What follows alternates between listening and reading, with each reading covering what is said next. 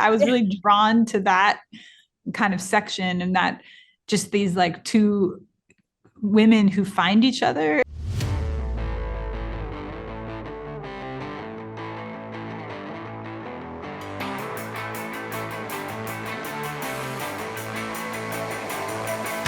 I think that Danny Kelly's moral dilemma is so skewed just based on his years of experience in the NYPD homicide department. He's seen so many cases like just not ever go anywhere or not have a resolution. So I think he's jaded and a bit bitter and cynical to the whole process and the justice system. I think inherently inside, he's incredibly empathetic and he cares, and that's what made him be a cop, and that's the reason why he continues to show up as a someone who cares for people. And Nora also cares. She's been doing this for a long time, and she even says in the first episode to Alice when they're in the hospital, like, you think you're ever going to catch anyone who matters. Like, the bad guys don't usually get caught. And yet Nora is determined to fight this fight anyway. She is determined to pursue justice, even if it's in vain. And she does think that, yes, like, monsters are made because of violence or trauma or whatever that is put upon someone. They're not just born that way. I play Marshall, who is been violent, who was in a romantic relationship with Alice and has been violent to her in the past, and I think this, at least for Marshall, this like nature versus nurture thing, I just feel like he's a kid who had way too much energy and also raised by people who like did not help him in any kind of way. And so I feel like Marshall's a guy that had someone in middle school been like, let's go this way with some of that anger, that there would have been a little more like healing or I don't know, grace for himself that wouldn't have led him to kind of rage on people in a certain way. And instead, nobody did that.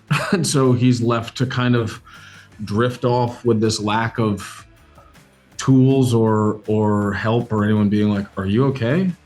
And has tried to manage those on his own for 35, 40 years.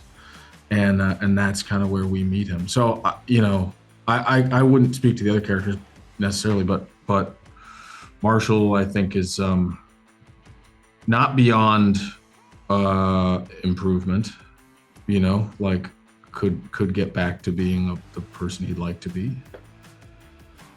Same. I think we all, are in that same boat.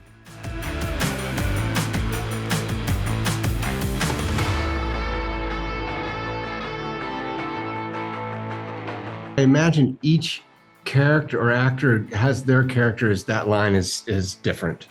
It's wavering. I think that Danny definitely, as you'll find later on in the season, is not okay with someone sort of blurring those lines of law enforcement and like taking justice into your own hands.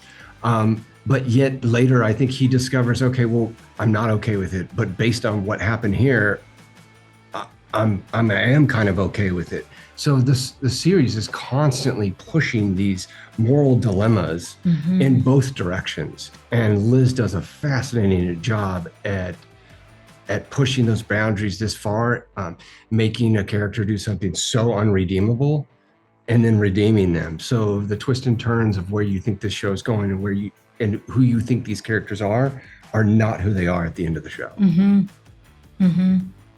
And they're all incredibly conflicted, and they're all incredibly, they don't have the tools necessarily to navigate this like rocky road. They're traumatized people trying to help traumatized people, and that gets tricky, I feel like Marshall, like in his personal life, is like justice. There's a gray area and it's a mess, and like I deserve this or I should have gotten that. and his professional life is like, these are the laws. Sorry, these are the laws. Like this weird disconnect between justice being gray on a personal level or matters of the heart, and like in terms of his job, he's like, you broke the law and now you get arrested and now you get processed and then you go to jail. That's how this works. I'm like a cog in this machine and I'm happy to be a part of it.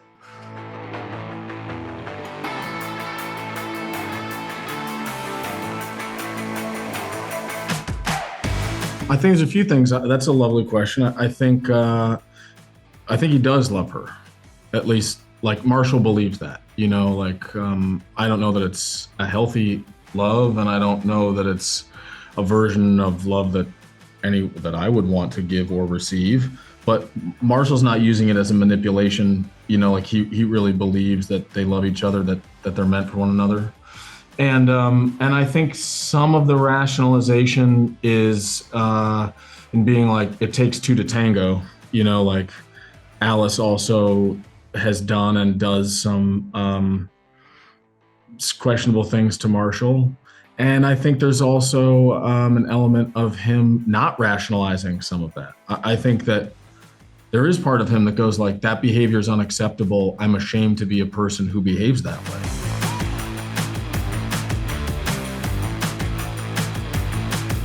I think that our jobs at the crux of it are to go in every day and just portray a person in a situation and understand emotionally why they're making those decisions. And then it's up to the audience to sort of be the jury in a sense, and they can decide whether they agree or disagree.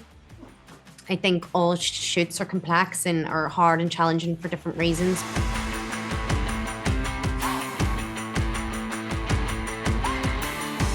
I think she has a great ability to understand people and to know what she needs to be in any room in order to manipulate people. I think that that's a trauma response that's learned, which is quite sad.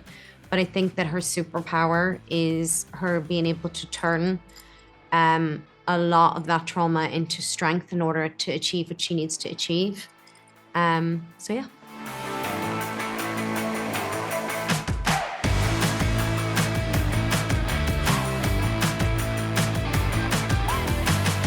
I think it was really important that we understood that these things happened to her when she was a child.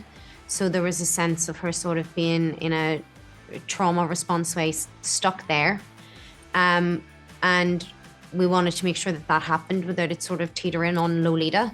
And that was really important to me.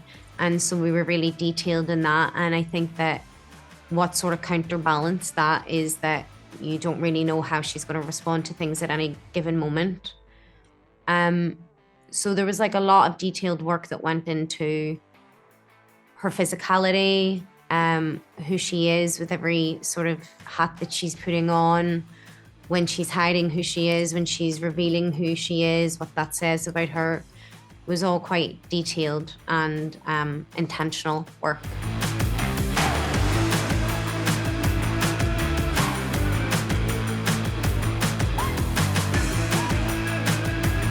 The movie is amazing, and it's, you know, it has these beautiful performances from Deborah Winger and Teresa Russell, and it looks so cool. I think that it, you know, it's a movie, it's not a TV show, so it doesn't really go into, it doesn't have the time or the space to sort of like really dig into the characters' psychology, and it doesn't really seem as interested in that in a cool, interesting way. Like, it doesn't seem as interested in why they're doing what they're doing. But it has this weird moment like towards the end where the serial killer and the FBI agent are just hanging out on the beach for a while, you know, and I feel like I was really drawn to that kind of section, and that just these like two women who find each other and kind of just have a moment of connection in the middle of a really twisty cat and mouse thriller movie, that it's actually just about like two women becoming friends, which I felt like was really interesting. But yeah, I mean, going into adapting it for TV, I knew that I had to find a character arc for a serial killer, you know, and a character arc for an FBI agent, like that, you know, goes much deeper into how they got to where they got to, and where, like, and why they're sort of doing what they're doing. And that was really fun. And honestly, I think to adapt a movie that already exists, you have to have, there has to be something that you want to do differently. It's like you want to go a little bit in a different direction or go deeper on or something. Like this is not just like a recreation of that movie for sure. Yeah.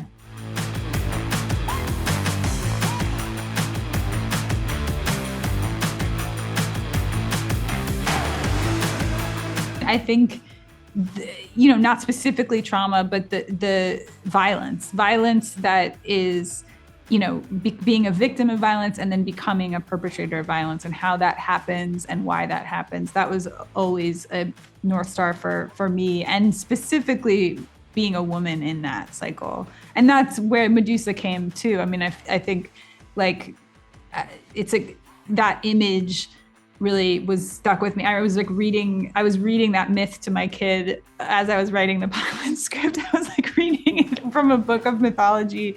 And I was reading it and I was like, this is exactly what I'm writing in this show. And I remember kind of going back and like putting it in, and it's, that idea has definitely stuck with the show. And again, it makes you think like, wow, this has also been something that's been around for a really long time. I think that's like an important thing to think about too.